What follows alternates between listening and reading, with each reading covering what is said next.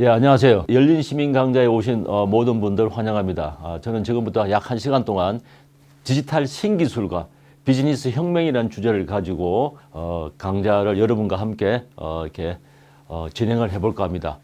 저는 전공이 이 디지털 경영대학의 교수이고 그 안에서도 IT 디지털 기술과 관련된 비즈니스의 관점에서 이 정보기술이나 디지털 기술을 어떻게 활용해서 기업의 성과를 올릴 수 있느냐 이런 주제로 가지고 연구하고 강의하는 서울대학교 경영대학의 장정주 교수입니다. 우리 지금 이 시대에 디지털 신기술들의 추세를 보고 단순히 기술만 보는 것이 아니라 그러한 기술들이 비즈니스에 어떠한 영향을 미치는지 어떤 임플리케이션을 주는지 요즘은 과연 비즈니스 그 디지털 기술로 인해서 비즈니스가 변화되고 혁신되는 정도가 아니라 뭐 5년, 6년, 7년 전부터 이 비즈니스가 혁명화되는 그런 식의 표현을 쓰더라고요. 레볼루셔나이징 비즈니스.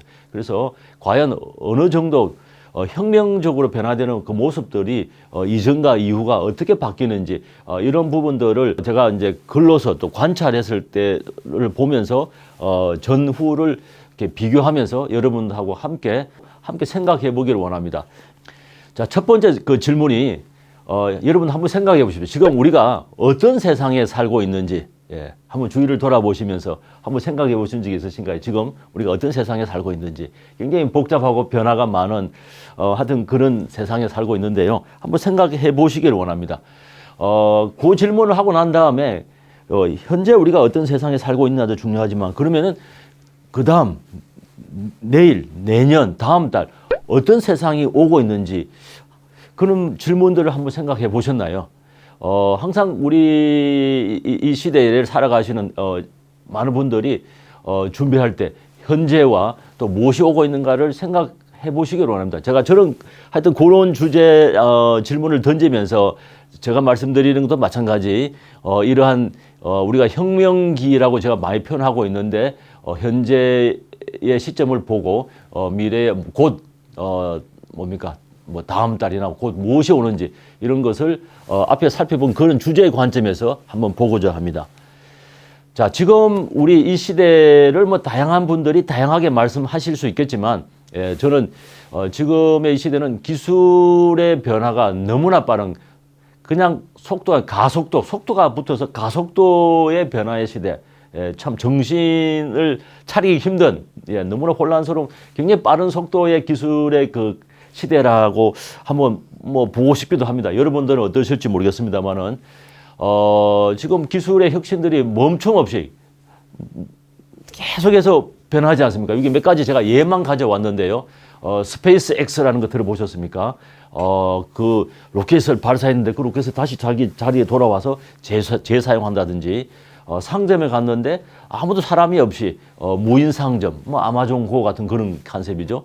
그다음에 제가 샌프란시스코에 가서 경험을 했는데요. 구글의 그 웨이모사에서 나온 그 로봇 택시를 탔는데 운전석이 비어 있어요. 그러니까 알아서 A 지점에서 B 지점으로 저를 이렇게 데리고 가더라고요. 뭐 그다음에 로봇이 와서 여기서는 서비스 로봇이라고 표현했는데 뭐 예를 들면 테슬라 봇. 우리 인간이 필요하는 모든 일들을 제가 직접 하지 않고 로봇한테 시키니까 알아서 모든 일들을 해주는 그런 서비스 로봇이 나오고 있고요.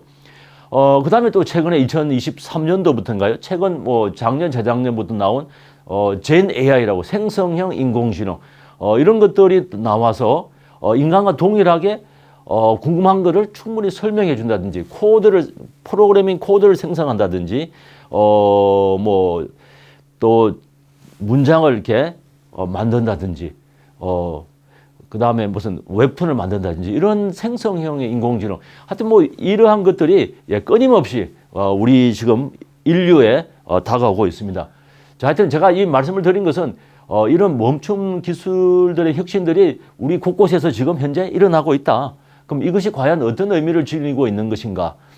우리가 아까 말씀드린 대로 그 디지털 기술로 인해서 우리 인류가 큰 전환을 지금 가고 있는데 또 하필이면 뭐 몇 년 전에 뭐 2, 3년 전인가요? 코로나가 발생해서 그 전염병 때문에 더 빨리 그렇지 않아도 가야 되는데 세계적인 전염병이 발생한 이후로 디지털 전환이 더 빨리 된 뭐 그런 지금 양상을 보고 있습니다. 자, 이런 변화를 누가 만들고 있느냐? 이런 대전환을 만든 주역들을 보면 이런 기술들이 단독으로 아니라 지금 보시면은 여러분 한번 보십시오. AI, 기계학습, 로봇, 사물 인터넷, 그다음에 빅데이터, 클라우드, 3D 프린터, 가상현실, 정강현실, 블록체인 이런 용어들이 여러분 익숙하신지요? 이러한 기술들이 지금 우리 삶의 이 지구에 넘쳐나고 있는 거예요. 저러한 기술들이 단독으로 움직이는 것이 아니라 서로 융복합화돼 가지고 우리 삶의 기업에 엄청난 혁명적인 변화를 일으키고 있다는 것입니다.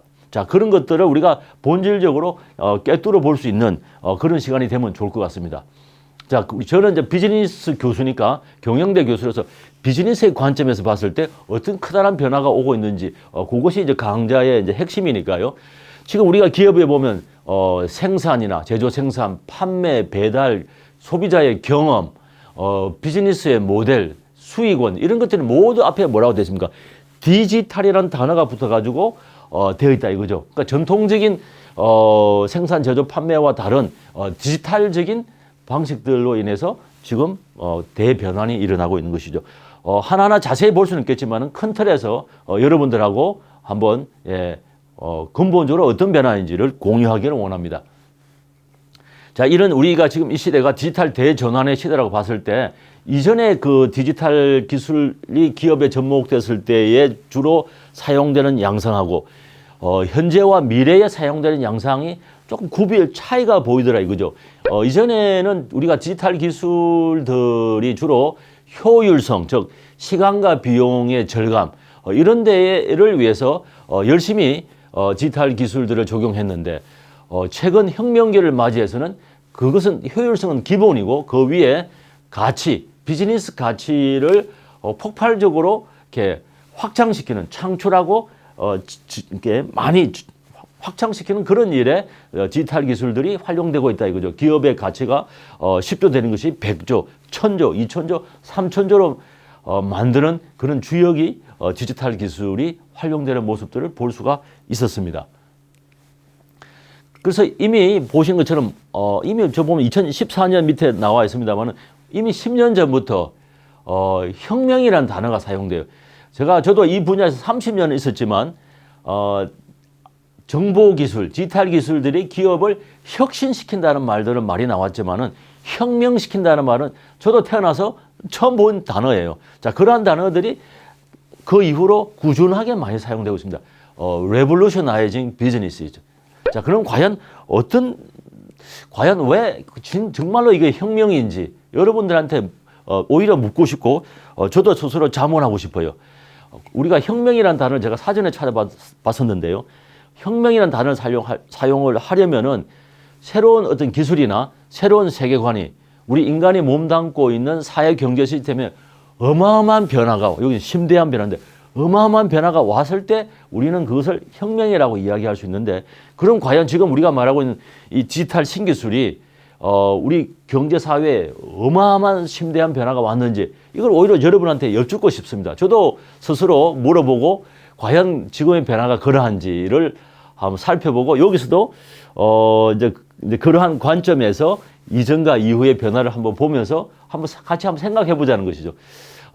저도 어느 정도는 이제 심대한 변화라고 생각이 되고, 동의가 되긴 한데, 실질적으로 한번 제가, 살펴보기로 했습니다. 한번 같이 함께, 한번 보시지요.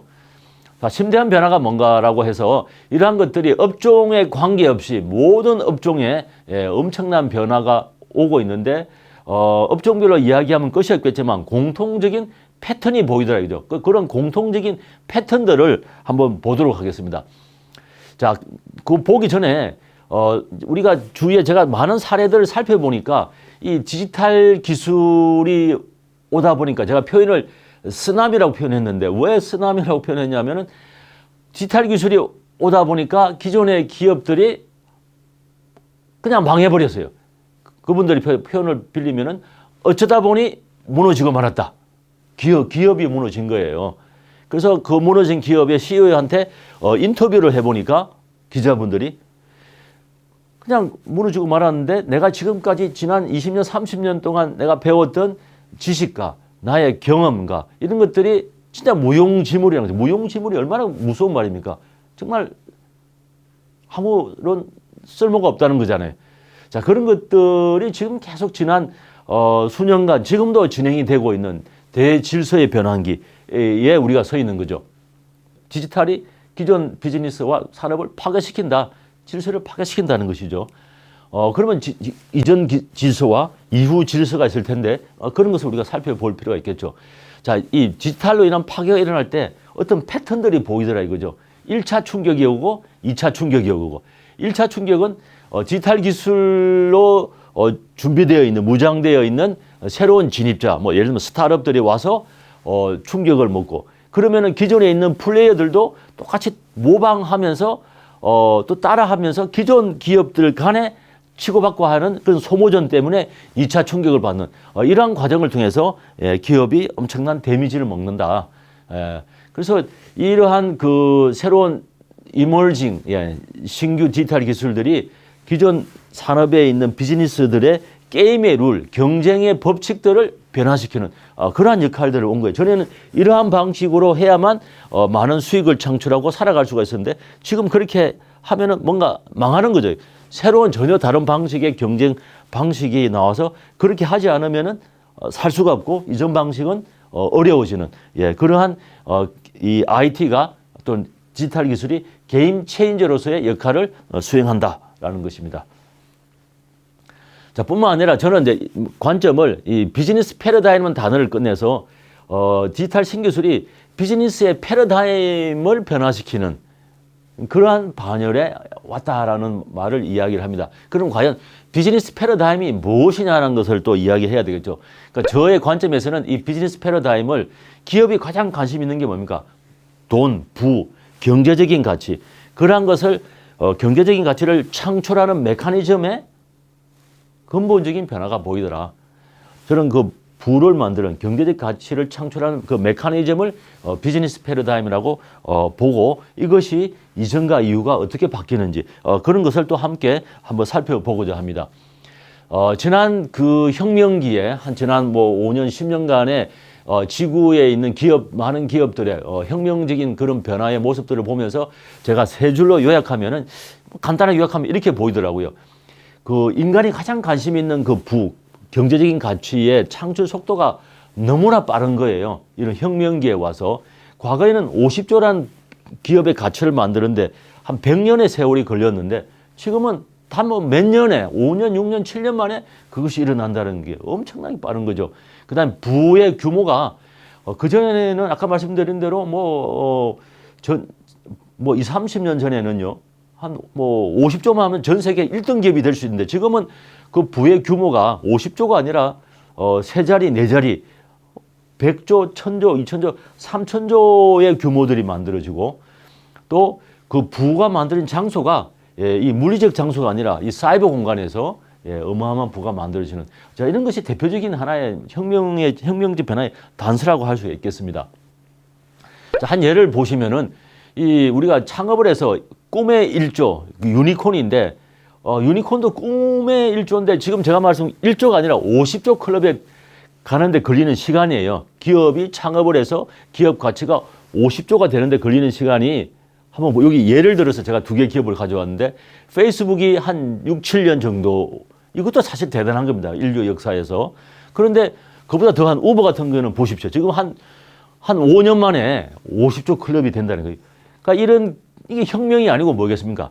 어떤 디지털 기술을 가지고 창의적인 아이디어로 비즈니스를 창업을 했는데 50조까지 단 4, 5년, 6년, 7년 만에 간다는 건 이건 이런 것이 혁명의 조그만 하나의 모습이라고 볼 수 있겠습니다. 자, 근본적인 질문이 이렇습니다.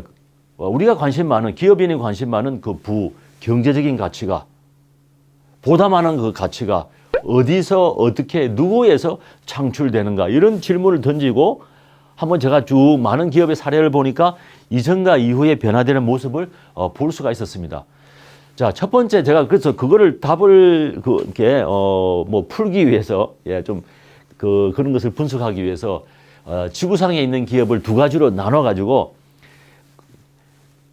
디지털 시대에 태어난 기업, 디지털 태생 기업과 그 이전의 기업이 이제 창업되어서 세상이 바뀌니까 디지털 시대에 적응하려는 기업, 이렇게 두 가지로 이제 분류를 했거든요. 그러니까 디지털의 태생적인 기업과 여기에 적응하려는 기업을 비교해 보니까 이 둘은 많은 차이가 보이더라라는 것입니다. 예를 들면은 뭐 클래식한 예가 될, 전통적인 아주 예가 될 텐데 여러분 익숙한 예일 수도 있겠습니다. 비디오 그 대여 산업의 전통적인 강자는 블록버스터입니다. 이거 뭐 미국의 얘기는 합니다만은 그러니까 여러분 잘 아는 뭐 넷플릭스 잘 아시잖아요. 불과 2004년도 지금부터 한 20년 전만 하더라도 이 둘은 비교가 되지 않습니다. 매출액이 한 수천 배가 차이가 나는 기업이지 않습니까? 한 기업은 지금 6조 뭐 6, 7조가 되는 기업이고 원으로 했을 때 넷플릭스는 2,700억 정도. 정말 이 많은 기업 가치가 차이가 나는데 자 결론은 뭡니까? 출발은 블록버스터는 가진 게 돈밖에 없고 가진 게 기술력, 가진 게 고급 인력이고 모든 걸 다 가졌음에도 불구하고 넷플릭스는 지금이야 멋지지만 당시로 보면 형편없는 기업이죠. 우편으로 내가 원하는 DVD를 클릭을 하면 우편으로 날아오는 기업이니까 블록버스터는 뭐 고객이 원하는 대로 다 해주는 거예요. 온라인 원해? 콜 온라인도 해주고 오프라인도 해주고 모든 걸 다 해줌에도 불구하고 결론은 블록버스터는 그냥 망해가는 거고 넷플릭스는 계속 승승장구하면 지금도 세계적인 엄청난 기업이지 않습니까? 도대체 왜 저런 일이 일어날 것인가? 뭐 이런 게 근본적인 질문인데 왜 그렇게 맥없이 무너졌을까? 거대한 기존 기업들이 물론 지나고 나서 봤을 때 그럼 어떻게 대응했었어야 되느냐? 뭐 이런 질문을 우리가 던져볼 수 있겠죠. 자, 이거는 이제 지나간 일이지만 현재를 보면은 우리가 이제 유통업이라 할까요? 소매업을 봤을 때 세계적인 강자가 월마트지 않습니까? 예. 그 월마트에 대해서 아마존 기업이 창업 기업이 이제 지금 꽤 됐죠. 예, 한 20년, 30년이 됐는데 저 둘을 비교해 보면 참 재밌을 것 같아요. 예, 저도 실제 비교를 이제 해봤죠. 이건 2015년 기준으로 봤을 때 비교를 하는 것 자체가 사실 우스운 이야기입니다. 하나는 월등하게 보시면 매출액이 500조 가까이 되고 월마트가 500조면 아마존은 이제 한 90조고 월마트는 연간 순이익이 보시는 것처럼 16조가 넘는데 아마존은 손실만 하더라도 2,500억 정도의 적자가 있고 종업원 수는 200만가 15만 명. 누가 봐도 누가 큰 기업입니까? 당연히 월마트가 확실히 비교가 할 수 없을 만큼 큰 기업인데 문제는 여기서 제가 기업 가치를 봤을 때 요게 제가 이제 굉장히 놀랐습니다. 기업 가치가 그 시점에 아마존이 더 큰 기업이라고 하는 거예요. 기업 가치를 봤을 때.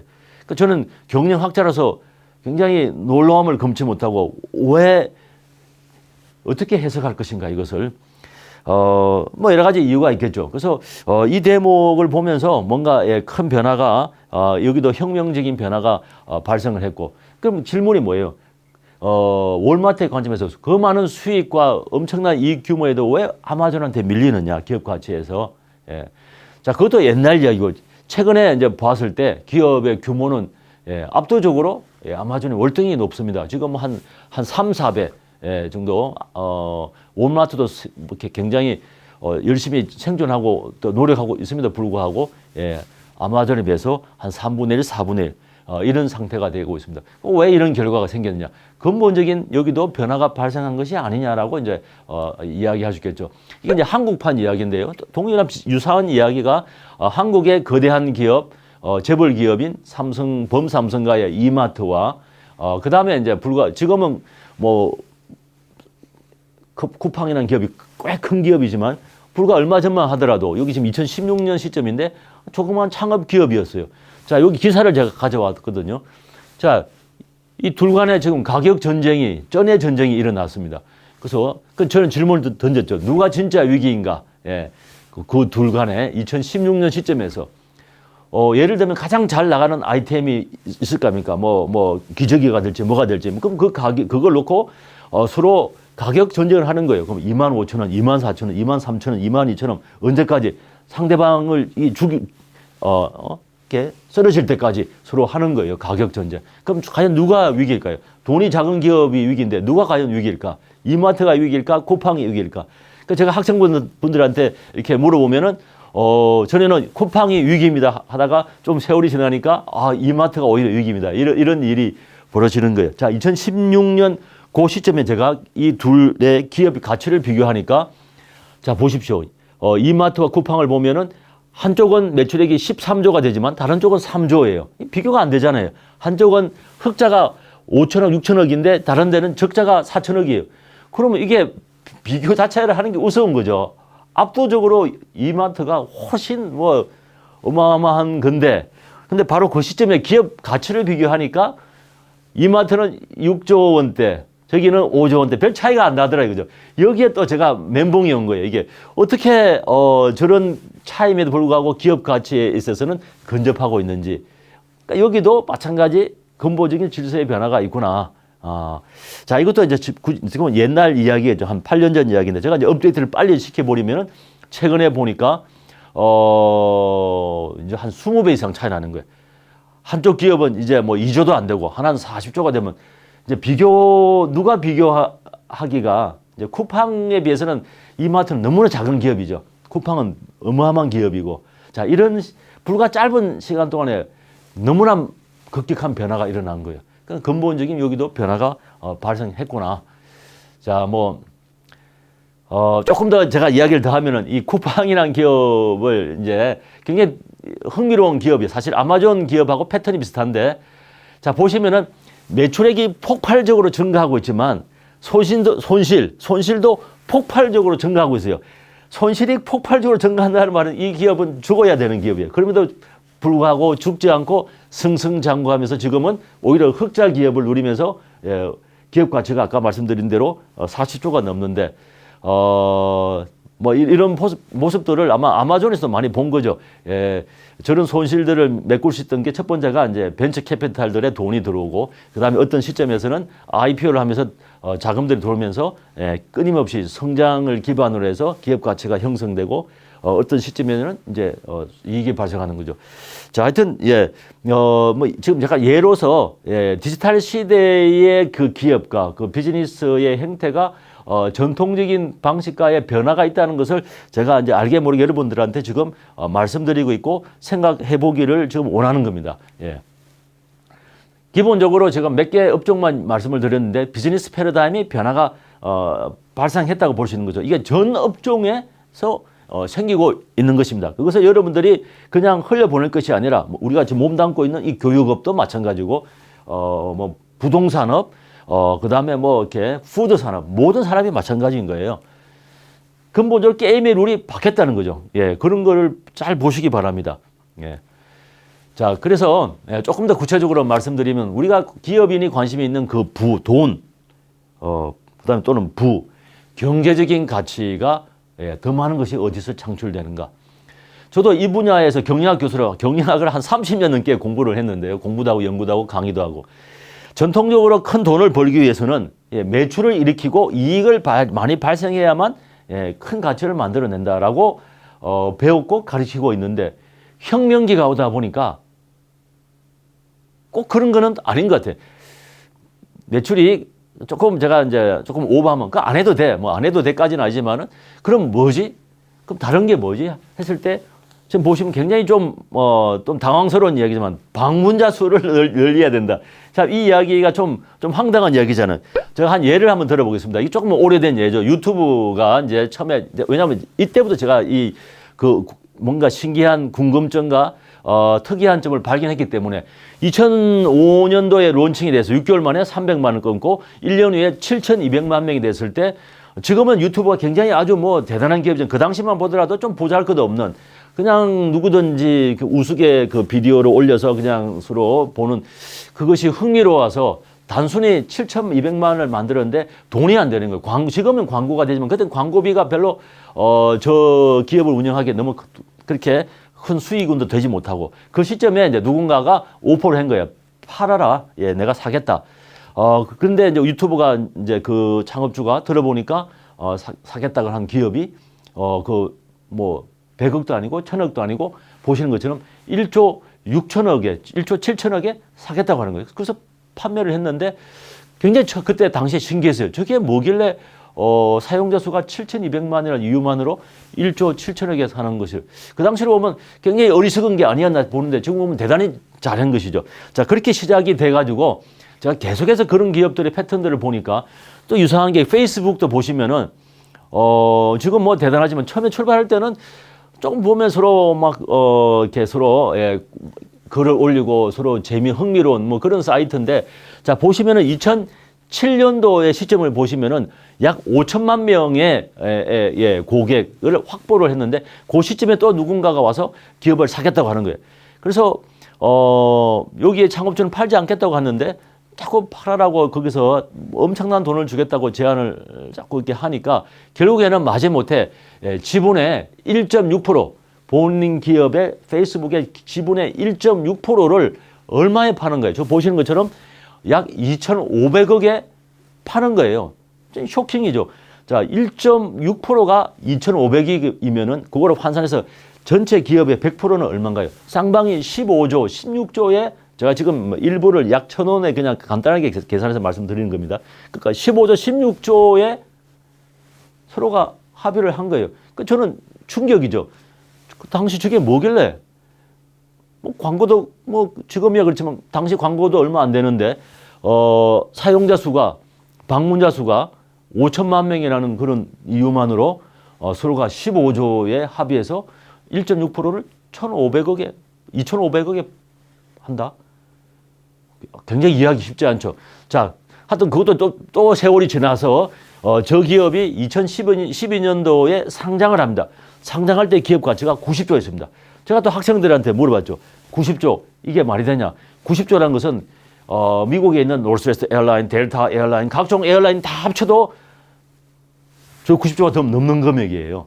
그러니까 이해가 안 가는 거죠. 학생들은 교수님 걱정하지 마세요. 버블입니다. 버블입니다. 이렇게 이야기를 했는데 자, 저 90조도 보시면은 제가 업데이트 또 시킬게요. 너무 작은 돈이에요.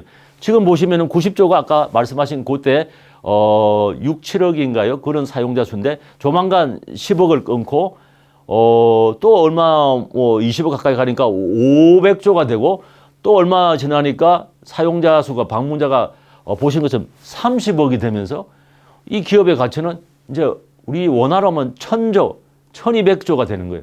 자, 이게 여러분 이해가 가능한가요?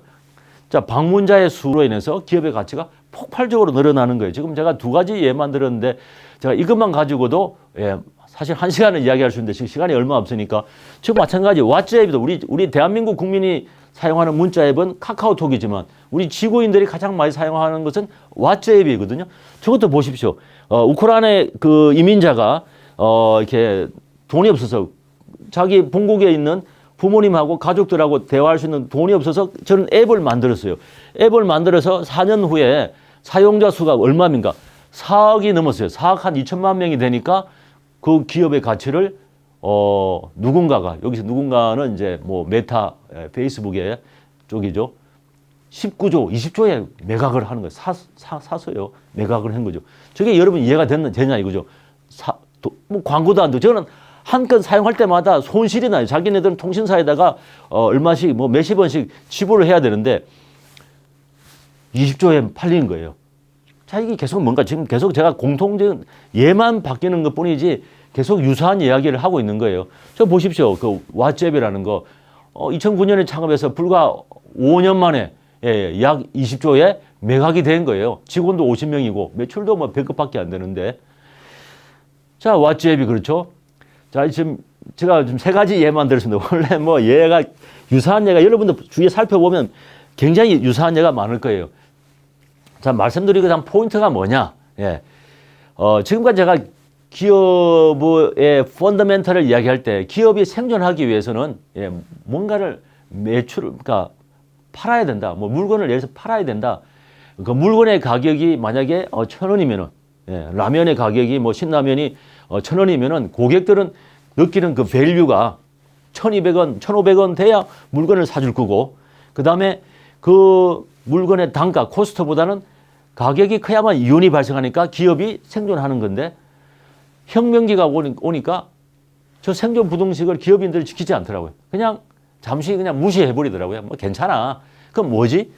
오로지 기업의 가치를 올리기 위해서 지금 제가 또 다른 방정식 이제 맥케프의 롤을 빌려가지고 V 기업의 가치는 N의 자성, N은 방문자 수, 네트워크의 노드의 수인데 방문자 수가 늘어나면은 그 제곱에 비례하는 A는 성수니까요. 그러니까 저는 성장 방정식 그러니까 고객 수가 늘어남으로써 기업의 가치가 더 폭발적으로 커지는 그러니까 뭔가 다른 생존 부등식에서 성장 방정식으로 바뀌는 모습들을 제가 지켜볼 수가 있었습니다.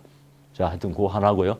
자, 같은 시리즈로 마찬가지 보다 큰 기업의 그 부가 어디서 창출되느냐. 전통적으로 저는 학생들하고 저도 배우기도 하고 가르칠 때 무언가를 만들어서 고객이 원하는 뭔가를 뭔가를 만들어서 그거를 판매를 일으킬 때 엄청난 부가 만들어진다라고 그렇게 제가 이야기를 뭐 배우고 강의했는데 연구도 하고 그러나 이제 와서 혁명기가 오다 보니까 괜찮아 그거 뭐 좀 안 해도 참 괜찮아 그걸 무시하는 건 아니지만 그럼 뭐지? 보시는 것처럼 남들이 만들어 놓은 거 뭔가 있는 걸 가지고 연결만 시켰더니 기존 방식보다 더 많은 부가 만들어지더라. 이것도 굉장히 독특한 지금 이야기를 하는 거예요. 제가 임시로 이제 단어를 연결이라 표현했는데 많은 관찰을 하면서 저렇게 표현을 한 거예요.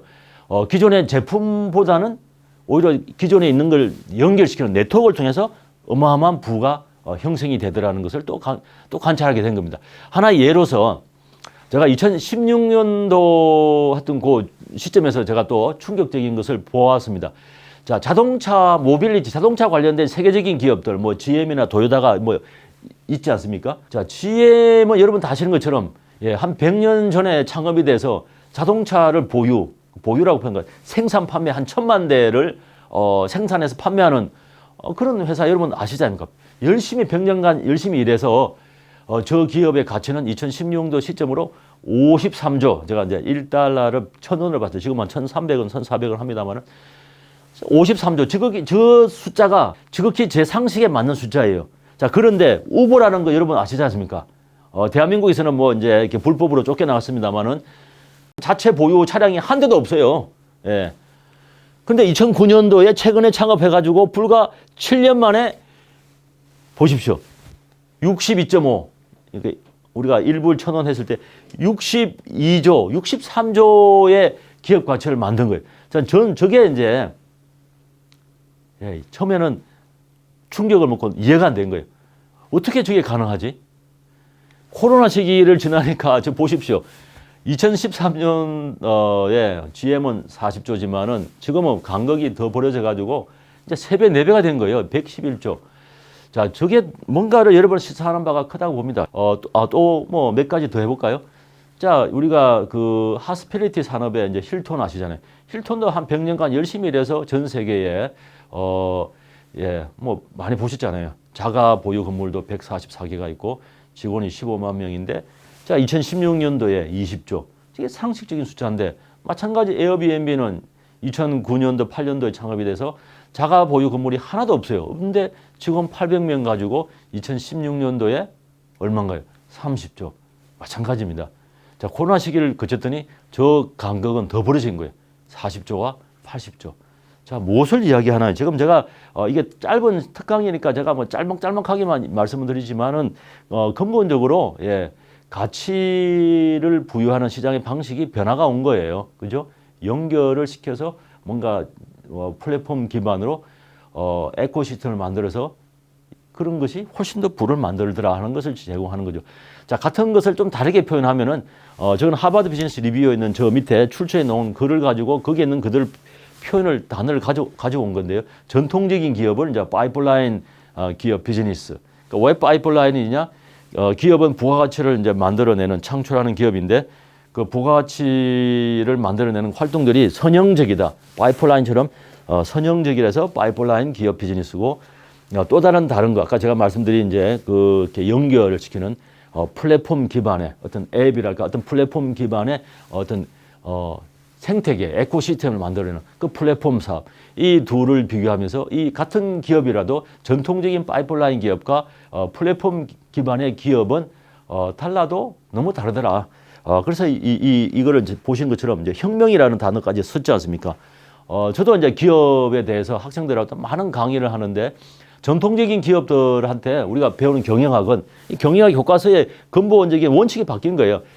전통적으로는 기업은 인사, 생산, 재무, 마케팅 그런 활동들을 옵티말로 운영할 수 있도록 가르치는데 플랫폼 기업으로 왔을 때는 뭐 그걸 무시하는 거지만 그것보다 더 중요한 게 외부와의 어떤 교류, 익스체인지, 인터랙션 이런 거를 더 중요시 여기고 전통적인 기업은 고객의 가치가 최고라고 하지만 여기에서는 고객의 가치를 무시하는 건 아니지만 물론 여전히 존중하지만 더 중요한 게 생태계의 가치를 주고 전통적으로는 오로지 매출을 올리는 거가 중요하게 봤는데 이런 플랫폼 기업에서는 매출을 뭐 무시하지는 않겠지만 더 중요한 것을 사용자의 수 다르잖아요. 보는 이 초점들이 예.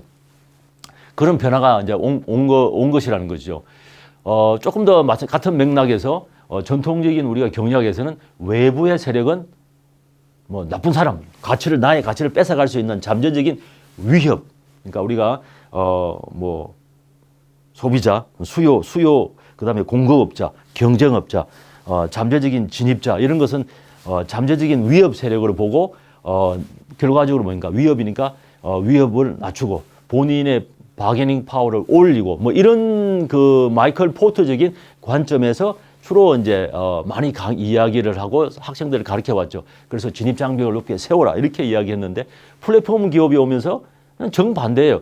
외부에 있는 그런 게 잠재적인 위협 세력이 아니라 나에게 다 우군들이에요. 잠재적인 자산이기 때문에 나의 가치를 올릴 수 있는 자산이기 때문에 모든 장벽을 다 없애고 가능한 우리 그 생태계에 들어올 수 있도록 그렇게 해라 하는 보는 관점이 다른 거예요. 그죠?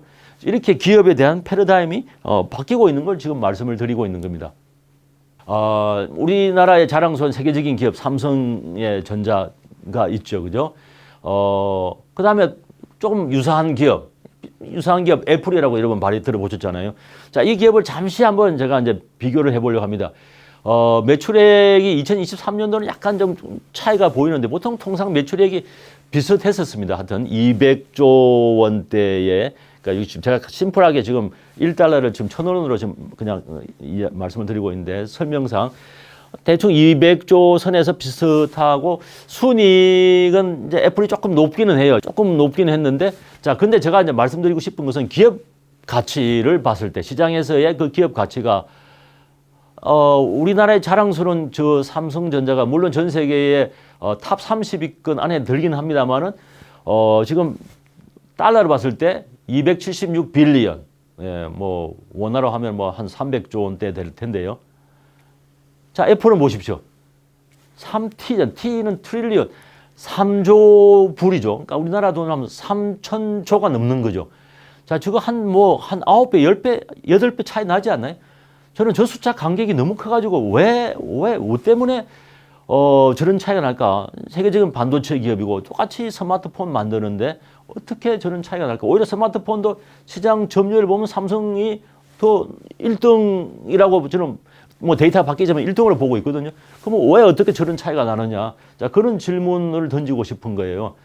여러 가지 이제 뭐 설명들이 되게 많겠지만 그 중에 하나가 하나는 전통적인 아까 말씀드린 대로 파이프라인 제조 기업 뭐 그런 것이고 애플은 어떤 플랫폼 기반의 어떤 생태계를 갖고 있는 뭐 그런 관점에서 또 본다면은 저는 설명이 또 될 수도 있는 뭐 그런 것입니다. 자, 또 그다음에 예, 지금 제가 좀 빨리빨리 넘어갑니다만은 지금 우리가 혁명기에 또 우리가 스마트 시대라고 하지 않습니까? 여기 지금 뭐 IoT라고 표현되어 있는데 인터넷 오브 띵스, 사물 인터넷 같은 이런 스마트 시대에 다양한 스마트 연결 기술들이 나오고 있는데 자, 이런 것으로 인해서 마찬가지 비즈니스에 어떤 혁명적인 변화가 있느냐 같은 맥락인 거죠. 당연히 초연결 세상이죠. 모든 만물들의 디지털 장치 센서를 부착해서 그 디지털 센서들이 센싱을 하면서 자체 내에 데이터 메모리 저장도 하기도 하고 통신 장치가 있어서 클라우드로 해서 데이터를 보내기도 하고 그래서 인터넷으로 연결돼서 서로 모든 것이 사람과 사람뿐만 아니라 사람과 사물과 사물과 사물끼리 또 이런 공간과 물리적 공간과 사이버 공간 다 연결되어 있는 이런 세상 이미 뭐 여러분 다 들어본 이야기잖아요. 자, 이런 세상이 지금 이미 우리가 초입에 왔죠. 그러면 어떤 엄청난 혁명적인 변화가 이제 예상이 될 거 아니에요, 그죠? 그럼 그게 뭐지? 자, 결론적으로 말씀을 드리면은 지구의 혁명적인 변화가 지금 보시는 것처럼 before, after가 이런 겁니다. 지구상에 있는 모든 우리가 눈에 보이는 일반적인 제품과 기술, 기기와 시설들이 이러한 시대가 오면은 지금 초입에 왔죠. 그러면 모든 그런 것들이 스마트화, 연결화 되는 거죠. 그래서 스마트 연결 제품, 스마트 커넥티드 프로덕트로 바뀐다는 거죠. 두 가지 스마트화, 연결화. 자, 물론 제가 단어만 던졌는데 좀 뭐 시간이 있으면 설명을 좀 많이 하면 좋을 것 같은데 이게 큰 혁명적인 변화가 온다 이거죠. 그래서 우리 지구에 보이는 집들, 홈 혁명이 오면은 전통적인 집에서 스마트홈이 되는 거고 자동차 전통적인 카가 스마트카 아직 왔나요? 아직 안 왔죠. 온다 이야기를 많이 하고 있죠. 우리 마치 옛날에 스마트폰 오기 전에 피처폰이었는데 온다 해놓고 말만 하다가 안 오다가 어떤 시점에 2006, 7년들에 순간적으로 와버렸잖아요. 마찬가지죠. 지금 스마트홈 온다 언젠가 오겠죠. 곧 오겠죠. 곧 올 것 같아요. 스마트카도 온다 하는데 곧 올 거고 팩토리는 뭐 많이 들어보실 거예요. 스마트 팩토리. 그다음에 헬스도 옷이나 약병식에서 스마트 헬스도 지금 이제 조금 보이고 있죠. 시티도 뭐 단어는 들어봤는데 완벽한 스마트 시티가 완전 모르지만 스마트 시티. 그다음 우리가 모든 상품의 스마트 상품 왔나요? 스마트 양복 왔나요? 스마트 안경 뭐 조금 왔죠. 스마트 시계 왔죠. 스마트 신발. 그러니까 저런 혁명적인 변화가 지구에 있는 모든 것이 스마트가 되는 것이죠. 저게 이제 혁명이라는 것이죠. 자, 그 혁명이 오면은 근본적인 패러다임 변화가 부를 만드는, 그러니까 자, 보십시오. 제가 간단하게 지금 말씀드렸는데, 자, 이러한 혁명이 오면 초입에 왔는데, 그러면 어떤 비포 애프터의 변화가 전통적인 제품은 이제는 제품과 제품 클라우드로 바뀐다. 제품과 제품 클라우드가 서로 연합해서 새로운 상품이나 서비스가 된다는 거죠. 그러니까 여러분이 지금 영어로 하면 P는 제품이 P가 프라닥인데 P는 P와 PC로 프라닥 클라우드로 간다는 건데 여러분 제품 클라우드를 들어보셨나요? 그러니까 모든 것이 양복이면 양복과 양복 클라우드 간의 협력을 통해서 우리 마치 이제 신발 밑에 깔창에 센서가 들어가면은 우리가 뭐 나이키 플러스랄지 요즘 그런 거 볼 수 있죠. 그러면 제가 움직일 때마다 이 움직임의 데이터를 클라우드에 데이터를 받아서 그 둘 간의 협력으로 이 신발의 기능들이 다양한 기능이 있죠. 지금은 신발이 발을 보호하는 기능이지만은 아까 말씀드린 센서가 깔창에 들어가면은 그 신발 클라우드와 연합해서 신발에 관한 다양한 기능들, 헬스 기능이랄까, 엔터테인먼트 기능, 다양한 기능들이 이루어집니다. 자, 밑에 보시면은 제품 밑에 센서가 부착된 제품이고, 제품 클라우드는 그 센서를 통해서 센싱 데이터가 그걸로 수집이 되는, 그 다음에 분석해서 그 사용자한테 다양한 기능들을 제공하는 거죠. 자, 이것이 이제 근본적인 패러다임 변화를 짧게 제가 한 장의 장표로 말씀을 드린 겁니다. 자, 그러다 보니까 혁명이라는 모습이 또 보이는 거죠. 그 스마트 연결 제품이 출현하게 되면은 그 제품의 영향으로 표현된 그 제품의 기능이 폭발적으로 많아지는 거죠. 아까 제가 잠시 짧게 이 전통적인 신발은 발을 보호하는 거고 그렇지만은 스마트 연결 신발이 되면은 신발의 기능은 어마어마하게 많아질 거예요. 자, 그 다음에 두 가지의 또 혁명적인 변화는 데이터의 폭발이다. 제가 이 신발 예를 들면은 제가 움직일 때마다 제 발의 압력과 속도와 걸음수와 거기에 뭐 여러 가지 뭐 혈액의 띵 여러 다양한 데이터를 섭기랄지 압력을 그 데이터를 다 받아서 수집이 돼서 저장이 되는 거죠. 지금 제가 한 사람만 지금 말씀드렸는데 지구에 우리가 70억, 80억 인구가 있으니까 그 많은 데이터가 저장이 되면서 분석이 되면서 사용자한테 필요한 다양한 기능과 서비스를 한다 이거죠. 자, 이것이 산업혁명 이후에 최대 엄청난 기업의 변화를 만들어낸다는 겁니다. 제가 지금 결론만 짧게만 말씀드리는데 여러분 시간 나실 때 한번 여러가지 생각을 해보시면 좋을 것 같습니다. 자, 그러다 보니까 그 가치 창출, 우리가 말하는 경제적인 가치의 창출이 어디서 나오느냐? 전통적으로는 제품 자체에서 나왔지만은 혁명의 시기가 되면은 이제는 제품과 아까 말씀 제품 클라우드에 담겨진 그 데이터 요런 거에서 어마무시한 경제적인 가치가 만들어진다는 거죠. 단순한 제품이 아니라 제품에서 기반되는 그 데이터에서 엄청난 기업의 그 가치, 경제적인 가치가 만들어진다. 이게 또 다른 패러다임의 변화가 되겠습니다. 자, 그 다음에 조금 더 또 인공지능으로 요즘 뭐 이런 혁명을 이야기할 때 인공지능을 빼고서는 우리가 이야기가 할 수가 없을 것 같아요. 그래서 이미 인공지능은 본격적으로 출현을 해버렸죠. 예, 이미 짧게는 5년, 길게 물론 뭐 인공지능의 시대가 이제 아주 오래전부터 역사가 있습니다만 지금 우리가 통상 이야기하는 이 혁명적인 변화는 예, 뭐 5년, 10년 전부터 이미 와서 올 때마다 우리한테 엄청난 충격을 주는 거죠. 놀라움을 주는 거죠. 여기 지금 제가 매년 하다 보니까 리스트가 지금 꽉 차버렸는데 저것도 아마 슬라이드 뭐 몇 개까지 가야 될 것 같아요. 변호사도 예, 인공지능 변호사 나왔죠. 저기 지금 로스는 그 이제 이름 어떤 그 기사에서 나와 있는 그 인공지능 변호사 이름을 지금 이야기했는데 의사도 인공지능 의사가 나왔고 기자도 인공지능 기자가 나왔고 작가 소설가도 인공지능 작가 소설가 나왔죠. 지금 보시는 것처럼 비서도 인공지능 비서, 채팅하는 사람도 인공지능 채팅. 우리 그 개인의 자산 관리도 인공지능, 로봇 어바이저 보셨죠? 작곡가도 인공지능, 화가도 인공지능, 통역하는 것도 마찬가지 보고 있잖아요. 심지어는 도박사도 인공지능. 자, 이게 지금 끝이 없어요, 이게. 자, 이런 시대가 이제 와버렸는데, 여기에 또 혁명적인 변화가 지금 또 오는 거죠. 예, 우리 비즈니스 세계에. 지금 예를 들면 이 요즘에 기계들이 예, 모든 만물들을 다 알아보는 거예요. 사람들을 다 알아보는 거예요. 예, 물체를 다 알아보는 거예요. 이거 엄청난 변화잖아요. 그뿐만 아니라 사람의 말을 다 알아듣는 거예요. 지금 여기는 지금 우리 기계들이 사람의 말을 다 알아듣다 보니까 이 음성 AI의 글로벌 대전이라고 제가 표현했는데 전쟁이 왜냐하면 엄청난 비즈니스, 엄청난 가치가 이제 폭발적으로 일어날 수가 있죠. 왜냐하면 모든 기기들하고 우리가 소통할 때 전에는 뭐 이렇게 뭐 명령어를 친다든지 손으로 누른다든지 리모컨으로 하고 있는데 이제는 그게 아니라 기계한테 야, 뭐 틀어봐 말로 하면 다 알아들으니까요. 그러다 보니까 이것이 엄청난 뭡니까? 예, 부를 만들 수 있는 또 토대가 마련되다 보니까 글로벌 플레이어들이 지금 경쟁을 하고 있는 것이죠. 자, 그래서 지금 한번 여러분 참고로 이 음성을 갖고 할 수 있는 게 지금은 이제 전화기한테 우리가 음성으로 이야기할 수 있고 태블릿, 컴퓨터한테 우리가 이제 보통은 뭐 이제 스마트폰으로 우리가 이야기를 명령을 하면은 얘가 알아듣잖아요, 그죠? 헤이 구글 또는 뭐 여러 가지 알아듣습니다. 근데 그것이 거기에 멈추는 것이 아니라 스피커 이제 말할 수 있는 스마트 스피커가 나와서 보이잖아요. 우리가 아마존 에코의 알렉사랄지 또 우리 뭐 한국에도 뭐 진이나 뭐 많잖아요, 그죠? 아리아도 있고. 자, 그것이 이제 거기서 멈추는 것이 아니라 이미 뭐 여러분 다 경험 있을 텐데 그 다음 전선은 우리 집에 가면 홈에 있는 수많은 가전들이 사람의 말을 다 알아듣는 그게 엄청난 시장이 또 열리는 거예요.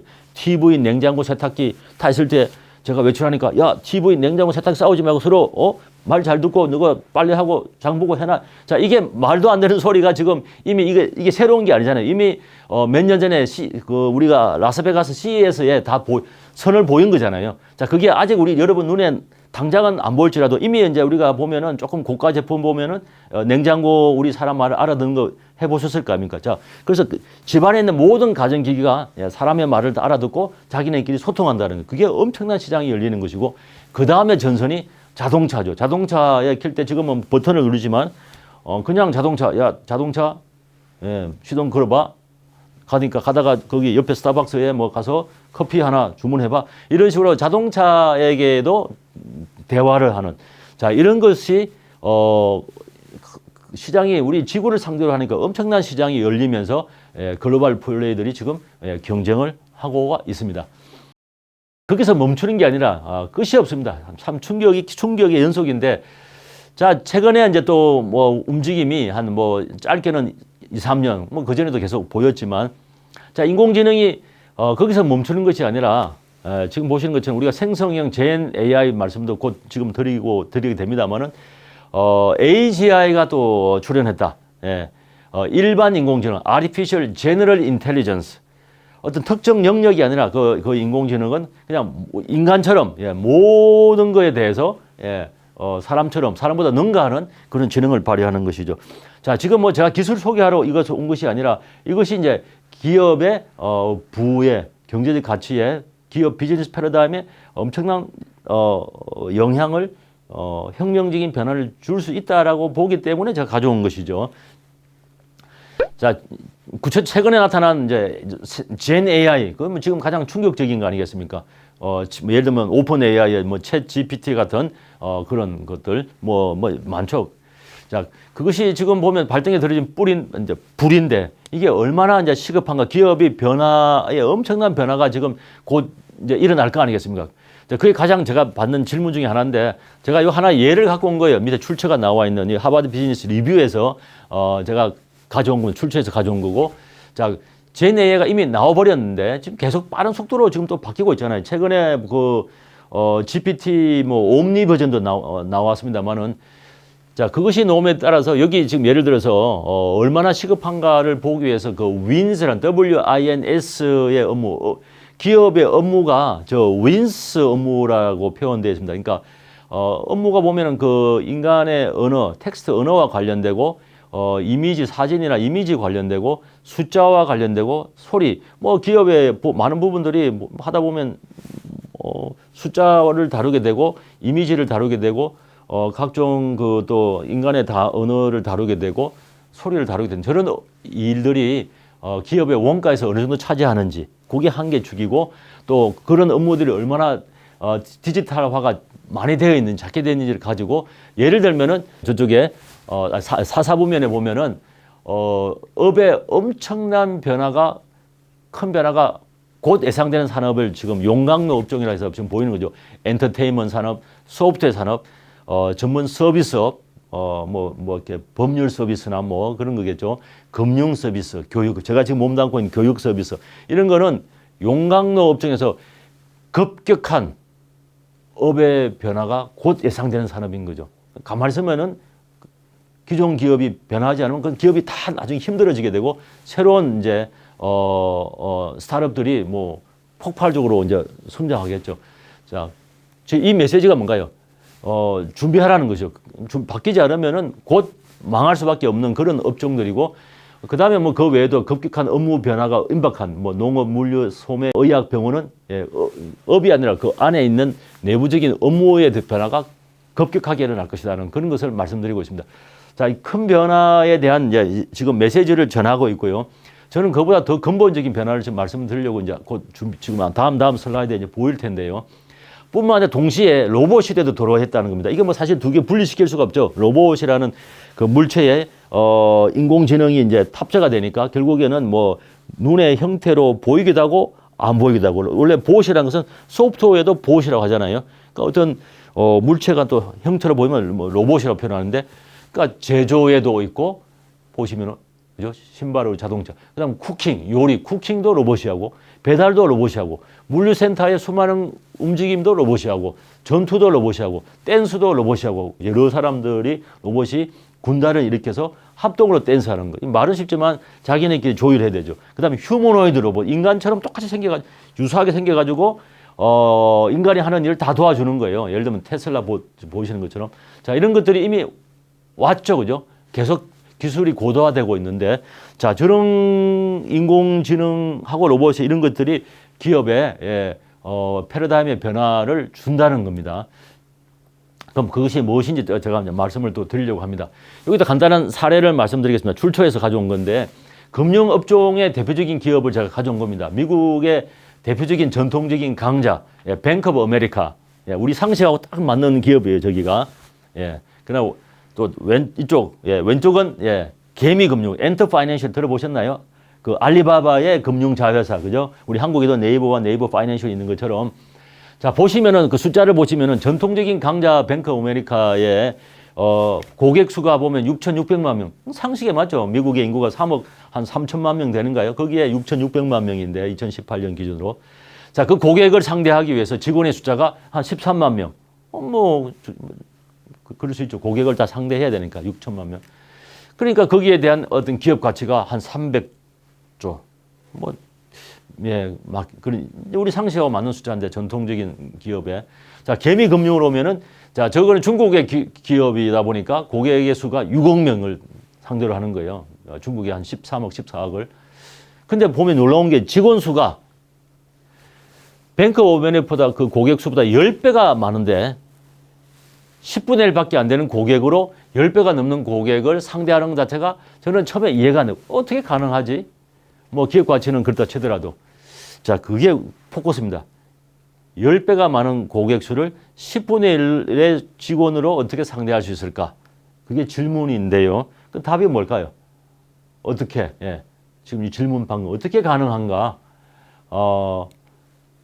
결론은 이제 아까 우리 지금 인공지능 AI 때문에 저런 일이 일어난다는 겁니다. 물론 뭐 뱅크 아메리카는 인공지능을 안 쓴다는 이야기가 아니라 기업을 운영하는 방식에 근본적인 변화가 있는 것이죠. 인간의 개입이 전혀 인간의 개입을 배제하고 AI가 스스로 판단해서 업무를 처리해 버린다는 겁니다. 여기 지금 예를 들어서 대출을 승인할 때도 결제를 타서 부수산 결제 받는 것이 아니라 인공지능이 스스로 판단해서 오케이 대출 돼, 대출 안 돼. 그거를 사람이 아니라 인공지능이 한다는 것이죠. 그다음에 금융 자문도 사람이 하는 것이 아니라 인공지능이 자문을 해주는 거죠. 자산 관리 이렇게 하세요. 그다음에 의료비 실비 처리할 때도 뭐 사람이 개입 전혀 하지 않고 본인이 해버리고. 그다음에 뭐 아마존 갔을 때 그 수많은 수백만 개의 가격 그 제품들의 가격을 인간이 할까요? 너 50원, 100원, 300원.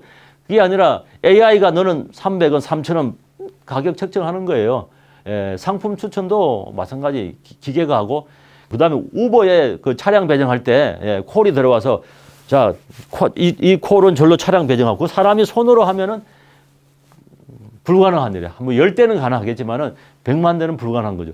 자, 저런 것을 다 기계들이 인공지능들이 한다는 거예요. 그래서 전통적으로는 업무가 늘어나면은 사람을 신규로 고용하고 이런 여러 가지 병목 현상이 있었죠. 그런 가변 비용 이런 게 완전히 사라진다는 겁니다. 자, 근본적인 지금 변화를 지금 예를 통해서 말씀을 드린 건데 고객에 대한 그 밸류를 제공을 인간이 하는 것이 아니라 인간이 전혀 개입하지 않고 알고리즘이 그냥 다 해버리는 거죠. 물론 그 알고리즘 만드는 건 인간이지만 자, 그 말이 이제 뭔가로 보면은 이 현대 기업들의 게임의 룰에 근본적인 변화가 생긴 거예요. 전통적으로 우리가 하는 익숙한 방식으로 하면은 다 망할 수 있다는 그 가능성을 볼 수가 있는 것이죠. 참 무서운 이야기입니다. 그러니까 이미 말씀드린 대로 거대한 구조적인 변화가 발생했다는 것을 직감적으로 느낄 수가 있는 것이죠. 그래서 이런 AI 시대의 비즈니스 패러다임은 그냥 원론적으로 말씀드리면 우리 인류가 다루는 모든 제품, 서비스, 모든 기업의 업무 프로세스나 비즈니스 프로세스에 AI가 탑재가 될 거다. 안 되는 기업은 그냥 아웃이 되는 거죠. 이건 참 보편적인 이야기고 경영 비즈니스로 오면은 여기 지금 핵심 많은 디테일을 그냥 한마디로 표현하면 경영의 패러다임의 근본적인 변화가 이것이지 않을까. 우리가 전통 모델은 제가 굳이 설명을 안 해서 우리가 알고 있는 전통적인 기업의 경영 모델이 결국에는 한마디로 하면 AI 모델로 바뀐다. 그럼 AI 모델이 뭐냐라고 조금 설명을 드려야 되는데 짧게만 말씀을 드리겠습니다. 저도 사실 참 말씀드리기가 굉장히 좀 부담이 되는 이야기거든요. 뭐 우리가 지금 뭐 이렇게 될지 안 될지 알 수도 없는 일인데 자, 이런 형태를 쭉 보면은 여러 가지 지금 몇 가지 나와 있는 사례들의 단초를 보면은 그다음 기술들을 보면은 기업의 경영 운영 의사결정, 기업을 매일매일 운영하기 위한 의사결정이 전에는요. 물론 전산화가 돼도 100% 전산화 안 되는 이유가 곳곳에 사람의 판단이 들어가는 부분은 전산화가 할 수 없어요. 그건 사람이 해야 돼, 판단은. 그런데 지금은 뭔가요? 그런 판단조차도 사람을 배제하고 인간이 아니라 기계가 하는 거죠. 인간은 오히려 실수할 수 있잖아요. 10개 중에 100개 중에서 한 5가지는 실수할 수 있는 5% 실수할 수 있겠죠. 그러나 기계는 더 정확하니라고 이제 기술이 이제 발달되면은 더 정확하다고 이제 본다면은 지금 그 운영 의사 결정이 인간에서 기계가 맞는 물론 제가 인간과 기계가 협업되는 면도 보여요. 지금 젠 AI가 뭐 프로그래밍 코드 기본적으로 다 생성해 주잖아요. 그 다음에 뭐 이렇게 말만 하면 이미지 다 생성해 주잖아요. 또 비디오도 다 생성해 주잖아요. 물론 사람이 이제 거기서 뭐 협업을 해야 되는 부분인데 그런 부분도 있겠지만은 제가 이제 봐야 되겠지만은 몇 가지의 사례들을 보면서 뭐 계속 사례 계속 보고 있습니다만은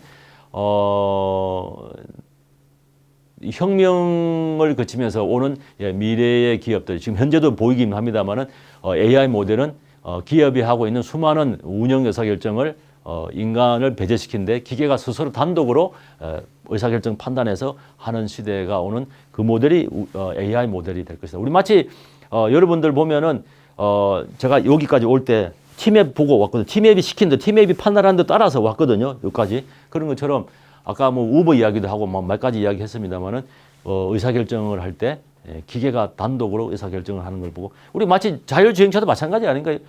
그 앞으로 갈지 뒤로 갈지 이거 하는 것을 사람이 해야 되는데 기계가 알아서 하고 사람은 그냥 기계가 하는 대로 따라가는 거 아니에요. 그냥 가만히 믿고. 자, 그런 것이 자율주행뿐만 아니라 모든 기업의 운영 의사결정에 기계에 맡기는 그 시대가 AI 모델이라고 지금 제가 굉장히 조심스럽게 말씀드리고 있는데 오지 않을까. 예. 저렇게 준비되어 있는 기업은 아마 굉장히 쉽지 않을 거예요. 자, 하여튼 뭐 일단 제가 이렇게 말씀을 드리고 싶습니다. 자, 기업 경영 패러다임의 전환이 전통적으로 저도 지금 전통 경영학 쪽에 한 30년 있었습니다만은 전통적으로는 기업이라는 것은 탁월한 경영진이 우수한 직원들을 기반으로 그리고 정보 시스템 IT 기반의 전산화되어 있는 비즈니스 프로세스를 기반으로 기업을 운영을 했죠. 우수한 탁월한 기업들이. 그러나 그런 시대가 이제 저물면서 오히려 AI 기반의 프로세스가 AI가 훨씬 똑똑하잖아요. 여러분 뭐 이미 말씀드렸잖아요. 아까 뭐 한 가지 몇 가지 예를 드는 것처럼 훨씬 인간보다 뛰어난 AI 기반의 비즈니스 프로세스에서 기업 경영이 이루어진다. 예. 이제 기존에 뭐 사람을 통해서 우수한 이제 경쟁 자체가 안 되는 거죠. 이제는요. 예. 이제 그런 시대가 눈에 오지 않을까라고 생각이 됩니다. 그래서 수많은 지구의 기업들이 우리 요즘 DT를 이야기하고 있는데 디지털 전환, 뭐 당연히 디지털 전환이 이제 큰 틀에서는 보다 구체적으로는 AI 트랜스포메이션이죠. 예, DT 안에서 구체적으로 AI 트랜스포메이션. 기업 자체가 이런 AI 인공지능의 패러다임에 맞게끔 기업 자체가 거기에 튜닝되고 조정되지 않으면은 다 기업은 이제 그거는 다 역사 속에 하나의 역사물로서 다 이제 사라지는 그런 시대가 지금 우리 혁명기에 진행이 되고 있다라고 보는 겁니다. 그러다 보니까 이제 기업의 핵심 뭐 경쟁 우위 우리가 항상 이야기하는 거잖아요. 전통적으로 기업에서 경쟁 우위를 얻으려고 하면은 산업별의 그 핵심 그 스페셜 나리지 산업별의 고유 역량 뭐 이런 것을 강조를 했는데 그걸 핵심 역량이라 하죠. 근데 이제 혁명기가 오다 보니까 뭐 그거를 무시하고 싶지 않지만 오히려 범용 역량 데이터를 다룰 수 있는 데이터에서 모든 걸 다 말해주잖아요. 거기에서 나온 알고리즘을 가지고 모든 업종의 영업 비밀들을 다 알 수가 있는 것이죠. 또 아마존이 책 장사인데 어떻게 계속해서 무한히 확장하잖아요. 데이터가 모든 걸 말해주고 있으니까 가능하지 않을까. 그래서 범용 역량이 더 중요한 시대가 오는 것 같다. 자, 인공지능 좀 말씀드리고 또 약간 좀 시간을 조금 더 할애해서 또 다른 혁명이 보이니까 요즘 혁명이 시대다 보니까 블록체인이라고 또 들어보셨죠. 물론 지금 현재 시점에서의 이 혁명의 정점은 인공지능이지만 또 다른 이제 또 혁명의 파고가 보이는 것이 하나의 예가 블록체인이고 이것 역시 비즈니스를 혁명적으로 변화시키라고 전망하는 게 저만 전망하는 것이 아니라 여기 지금 세계적인 전문가들이 이건 책 제목인데요. 저런 단어들이 나오고 있습니다. 이건 조금 더 지켜봐야 될 것 같아요. 블록체인은요. 이제 역시 전 산업, 전 비즈니스가 블록체인의 길을 가지 않을까. 구체적인 모습들은 봐야 되겠지만 우리가 지금 1세대는 보았지만 2세대, 3세대로 가면서 블록체인 관련된 기술들을 계속해서 접목시키지 않을까라고 봅니다. 문제를 해결하는 방식이 새로운 형태죠. 이 블록체인의 방식이. 그래서 이런 것이 또 다른 하나의 새로운 비즈니스 패러다임으로 보이게 되고 우리가 전통적인 그 비즈니스 패러다임은 TTP예요. 그러니까 Trusted Third Party. 우리가 이제 비즈니스는 신뢰하는 제3자 또는 가운데 우리가 은행을 금융을 하려면 중간에 은행을 끼고 한다든지 뭐 이런 제3자 우리가 쌍방간에 누군가를 가운데 두고 하는데 이 블록체인은 그냥 직거래 피어 투 피어로 하는 기본적으로 지향점이 다르고 이것도 그냥 이론적인 입장에서는 전통적으로는 CCO Centrally Controlled Organization 중앙 뭔가 어떤 피라미드가 됐건 어떤 식이 됐건 어떤 기업 조직이 있어서 움직이는 것이고 블록체인의 형태를 보니까 이건 DAO라고 되어 있는데 Distributed Autonomous Organization 분산 자율형 조직으로 눈에 보이지 않는 어떤 전조직 같은 뭔가 이렇게 사이버 공간에서 서로가 이렇게 어떤 알고리즘에서 어떤 목적에 의해서 모여서 어떤 움직이는 그런 조직이 또 DAO인데 이건 실제 우리가 지켜봐야 될 것 같아요. 이 기술이 지향하는 바가 그런 것이니까. 그러나 이제 실제 눈에 좀 보이는 것이 인터넷 비즈니스의 이제 큰 변화가 목격이 된다는 거죠. 지금 지난 우리 인터넷 여러분 아시죠? 웹 시대, 웹 1.0이 있었고 그럼 우리가 글을 써서 올리면은 모든 사람이 공유가 되잖아요. 그다음에 웹 2는 그냥 글을 보는 사용자도 마찬가지 올릴 수 있는 인터랙션이 되는 거죠. 우리가 지금 많이 보이는 유튜브랄지 페이스북이랄지 단순히 주는 것을 보는 것만 아니라 자기도 함께 올리는 웹 3.0이 이제 지금 블록체인의 등장과 함께 3.0이 그러니까 단순히 이렇게 읽는 것이 아니라 또 써서 올리는 것뿐만 아니라 거기에 대한 올리더라도 우리 그에 대한 소유권을 지금은 페이스북에 여러분들이 글을 다 올리면은 그게 여러분께 아니잖아요. 그죠? 그러나 이제 여러분이 그 웹에다가 뭔가를 기여하면 그 기여분이 여러분의 소유로 인정이 돼서 거기에 대한 화폐랄까요? 어떤 코인이나 토큰이나 이런 형태로 소유권을 보장받을 수 있는 저 밑에 예가 나오시면 블록체인, 암호화폐, 다오, NFT, 디파이 이런 것들이 다 그 관련되는 기술로 볼 수가 있겠습니다. 예. 자, 마무리를 이제 하면요. 지금까지 이제 디지털 신기술의 등장으로 인해서 기업의 비즈니스 패러다임의 그 변화가 되는 것을 짧게 몇 가지 이제 포인트를 찍어서 이전과 이후로 나누어서 말씀을 드렸습니다. 자, 이런 이야기를 쭉 하면은 전에는 설마 나까지는 나는 그냥 전통이 꿀뚝 산업이니까 관계 없지 않을까라고 생각할 수 있는데 요즘은 그렇게 생각하시는 분이 적을 것 같아요. 이제는 누구든 예외 없이 이제 가만히 있으면 파괴당할 수밖에 없죠. 디지털 기술로 인해서 파괴당할 수밖에 없는. 나도 파괴당할 것인가라고 질문하기보다는 나는 언제 어떤 형태로 파괴당할 것인가 라고 질문해서 파괴당하는 게 중요한 게 아니죠. 파괴가 안 당하기 위해서 그럼 내가 언제 어떤 형태로 파괴당할 것인가를 질문을 통해서 내가 그거에 대해서 어떻게 대응할 것인가 이게 사실 중요하기 때문에 후자의 질문을 통해서 내가 어떻게 준비하고 대응할 것인가가 사실 중요한 질문이 되겠죠. 이것도 간단하게 이 파괴되는 하나의 곡선을 이제 S 곡선이라고 표현해서 출처가 나와 있습니다만은 이게 파괴되는 것이 어떤 패턴이 있더라. S 형태로 처음 출발할 때는 다분히 파괴 신호들이 시장에 나타난다 이거죠. 사람들이 그걸 못 봐요. 왜냐?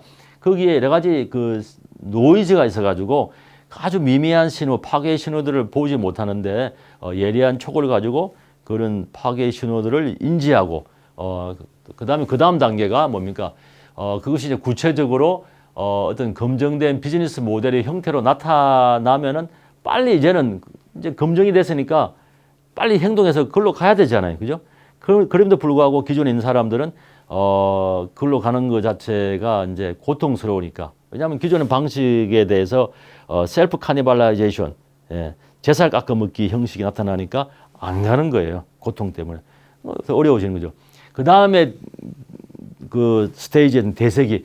이제 그 검증된 게 굉장히 빠른 속도로 확산되고 있으면 본인도 빠르게 가속도를 붙여서 움직여야 될 텐데 기존의 관성하는 방식이 있어 기존대로 가다 보니까 관성대로 가다 보니까 더 못 가게 되고 그러니까 마지막 때는 뉴 노멀의 형태. 그 방식이 이제 새로운 노멀이 돼버렸는데 본인은 적응을 해야 되는데 적응하지 못하고 결국에는 도태되는 자, 이런 형태들이 많이 보이는 거죠. 자, 저런 거에 여러분들이 인지를 하고 있으면 좋을 것 같습니다. 자, 그래서 피할 수가 없으면은 기본적으로 정면 돌파해라. 미적대지 말고 정면 돌파가 방법이다. 예. 그래서 기존의 성공 방식, 라떼는, 그 요즘 저는 라떼를 잘 안 마십니다만, 기존의 라떼는 성공 방식에서 깨어나라. 새로운 패러다임이 있다는 것이죠. 그래서 힘들지만은 스스로 자기를 파괴하는 혁신으로 나가라는 것입니다. 자기 파괴적인 혁신으로 나가라는 것입니다. 그래서 우리가 알고 있는 경영학의 전통적인 그 위즈덤을 과감하게 거부해봐라. 예, 그게 틀릴 수도 있다는 것입니다. 자, 그래서 새로운 세상은 지금 말씀드린 대로 새로운 패러다임이 왔습니다. 혁명기에. 그래서 여러분들이 거기에 맞추어서 방향으로 가는 것이 맞을 것 같습니다. 골든 타임 있죠. 나에게 주어진 골든 타임이 몇 년인가? 글쎄요, 뭐 여기 지금 예를 들면 여기 지금 뭐 3년에서 5년, 5년, 7년. 여기 지금 예를 들어서 역사적으로 파괴적 기업 등장해서 산업 모델 변화까지가 한 뭐 5, 7년으로 지금 과거의 경험을 보면 그렇게 되어 있는데 저걸 보더라도 사실 시간이 많지는 않습니다. 지금 여기 예를 들면 이제 우버의 예를 들어서 창업을 2009년도에 했는데 우버가 나타났음에도 불구하고 뉴욕시의 그 택시 면허 가격이 폭발적으로 계속해서 올라가거든. 사실은 저기 떨어져야 되는데 결국에는 나중에 떨어지고 말았죠. 그래서 그때 준비하지 못한 기업들은 결국에는 엄청난 피해를 본 거거든요. 그래서 여러분들 이미 시장에서 시그널이 왔기 때문에 우리 주어진 골든 타임이 예를 들면 지금 젠 AI랄지 뭐 다양한 기술들이 나와 있지 않습니까? 그래서 우리가 3년에서 5년, 길게는 7년, 뭐 한 5년 플러스 마이너스에서 그 안에 우리가 변화하지 않으면은 굉장히 어려운 시기가 온다라는 것입니다. 예. 그래서 여러분한테 마지막 질문이 과연 나는 여기 기업인들이죠. 또 창업을 꿈꾸고 있는 사람들 다 누구든지 나는 과연 준비가 되어 있느냐. 이러한 새로운 패러다임의 변화와 혁명기에 여러분들은 준비가 되어 있느냐. 이 질문을 또 마지막으로 던지고 싶습니다. 짧은 시간 동안 이렇게 또 시청해 주셔서 또 이렇게 들어주셔서 대단히 감사합니다. 여기서 마치겠습니다. 감사합니다.